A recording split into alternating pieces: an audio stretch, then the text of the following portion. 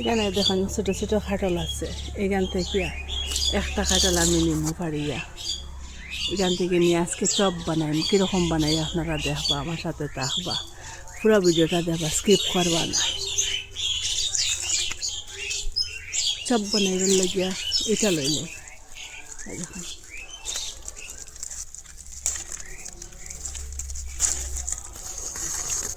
এই সাইজের লইল, দেখুন হাতের মধ্যে আর একটু দার মধ্যে তেল লাগাইয়া দিন, মিঠা তেল। দেখুন আটাটা হাতের মধ্যে লাগতো না, দার মধ্যেও লাগতো না, ওরকম করিয়া লাগাই দিলাম। আর যেটা যে আনছিলাম কাঁঠাল, এটা এখন চুলাই দিলাম।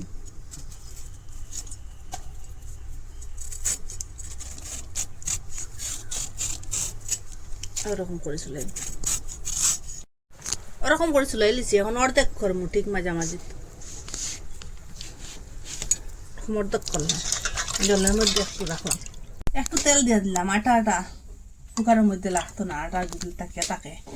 আর এখানে লোকেল আলু লইছি, কাঁঠাল চপর আলু ডাইল বানাই, এটা লোকেল আলু একসঙ্গে সিদ্ধ দিলে 7টা সিটি দেওয়ার পরে গ্যাসটা অফ করব।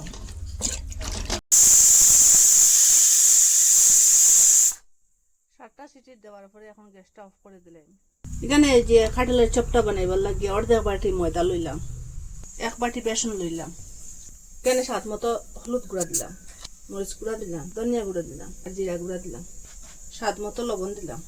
এটা শুকনা শুকনা সব মিশাই পরে জল দিয়ে দিলাম। এখন জল দিলাম, একটু একটু করে দিলাম, অত পাতলাও না অত ঘনও না, একটা মিডিয়াম বানাই ব্যাটারটা। এখন রেস্টে রাখলাম 5 মিনিট।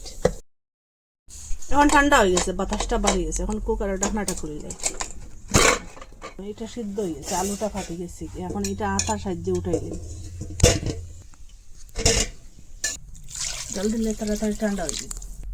আর এখন সিলকাটা পরিষ্কার করলি, ওরকম করে আলুটা পরিষ্কার করলেছি সবটা। এই সাইডটা লইতাম না, বড় বড় সাইডটা লই, ওখান থেকে এই দেখুন ওরকম করুন। এটা আগের সিদ্ধ আছে, একটু মোটা হইলে কিচ্ছু একটা জাতানি দিয়ে ওরকম আলুটা ভাঙিলাম, তেল দিলাম। এখন এরকম ছোটো করিয়া পেঁয়াজ রসুন আর কাঁচা লঙ্কাটা কাটিয়ে রাখলাম, এখন তেলের মধ্যে দিলে সব বানাইবার লাগে এটার মধ্যে তেল দিয়ে দিলাম, হলুদ গুঁড়া দিলাম, মরিচ গুঁড়া দিলাম, ধনিয়া গুঁড়া দিলাম, ছোটো ছোটো কয়েক পিস কাঁঠাল ধরেছিল এটা দিলাইলাম, আলুটা ভাঙিয়ে রাখলাম, এখন আলুটা দিলাইলাম, এখন জল দিলাইলাম।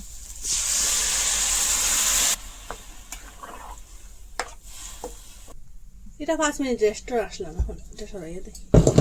এখানে বেকিং পাউডার 1 চামচ দিলাম, আর 1 চিমটি বেকিং সোডা দিলাম। ভালোভাবে এখন মিশাই একটু ঘন আসলো, বেকিং সোডা বেকিং পাউডার দেবা একটু পাতলা হয়েছে। দেখুন কাঁঠাল কাটিয়ে রাখলাম, এখানে দিলাইলাম, ওরকম লাগাইয়া যে তেল গরম হয়ে গেছে, আমার তেলের মধ্যে দিলাইলাম। দেবার সাথে সাথে কিরকম ফুলিয়ে উঠেছে, দেখুন কিরকম চপটা ফুলকো ফুলকো হয়েছে। দেখুন এখন পাল্টাইয়া দেয়, এটা ময়দা আর বেকিং সোডা বেকিং পাউডার দেওয়ার কারণে এটা ফুলকো ফুলকো হয়েছে, খুব সুন্দর হয়েছে। দেখুন কাঁঠালের এখন উঠাইলে এটা তেল থেকে, এটার মধ্যে যে ঘরে বানাইয়া রাখলাম টমেটোর পাউডার, আপনারা কাছে যদি টমেটোর পাউডার থাকলে না টমেটোটা দিলে হইব। এখান থেকে আমি 2 চামচ পাউডার দিয়ে দিলাম, একটা গামলার মধ্যে রাখি দিই। ওরকম করে সবটা বানাইলাম, বাকি যেটা আছে কেন জিরা গুঁড়া দিলাম, কেন ডালচিনি আর এলাইচের গুঁড়া দিলাম, ধনিয়া পাতা দিলাম, কেন ঘি দিয়ে দিলাম আরো 2 চামচ। গ্যাসটা অফ করে দিলাম, ওরকম জাল দিয়ে দেখুন খুব সুন্দর ডালটা হয়েছে। গ্যাসটা অফ করে দিলে আপনারা তো কত কিছুর চপ খাইছেন, ওরকম কাঁঠাল দিয়ে একবার চপ বানাইয়া খাইবা, পুরা যে মুখশুলার মতো। দেখুন খুব সুন্দর, দেখতেও সুন্দর, খাইতেও স্বাদ। আর ওরকম আলু ডাইল বানাইয়া সাথে এত স্বাদ, আপনারা মিস করবা না, একদিন বানাইয়া খাইবা। আর আপনারা কইতে কি দেখরা কমেন্টের মধ্যে নিশ্চয়ই জানাইবা।